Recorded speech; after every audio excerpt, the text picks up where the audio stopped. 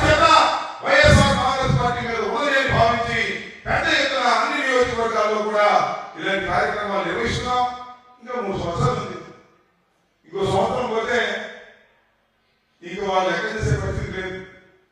పోలీసులు అడ్డం పెట్టుకుని కేసులు పెట్టి గందరగోళం చేసి మనల్ని బెదిరించాలని, భయపెట్టాలని, జైల్లో పెట్టాలని తీవ్రంగా ప్రయత్నం చేస్తున్నప్పటికీ కూడా వైఎస్ఆర్ కాంగ్రెస్ కార్యకర్తలు దీటుగా ఎదుర్కొని జైలు కనబడతానని చంద్రబాబు నాయుడు గారి పరిపాలనని విమర్శించుకోకుండా ఉండమని చెప్తున్నటువంటి సంఘటనలు మనం గోపాలుగా చూస్తామని కూడా మనం చెప్తున్నాం. మనది